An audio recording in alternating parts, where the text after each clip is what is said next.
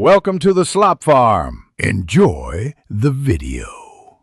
You begin by confirming a backup and powering the watch. First, make sure your iPhone has a recent backup.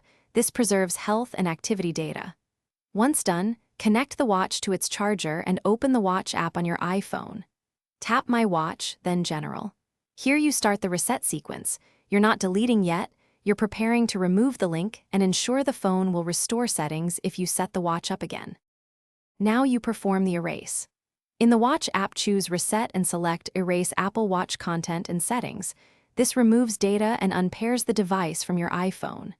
If asked, enter your Apple ID password to turn off activation lock.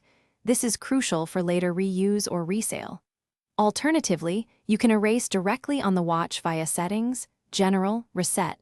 Either path writes factory defaults. Make sure the watch stays on charger until Finally, wait for the watch to restart. When it shows the pairing screen, the data removal is complete. Make sure to check your iPhone's Watch app to confirm the device is unpaired. If activation lock still appears, sign out of iCloud on the paired iPhone or remove the watch under Devices at iCloud. COM to clear the lock. If the erase fails or freezes, force restart the watch by holding both side and digital crown until it restarts, then repeat the erase steps. Thanks for watching.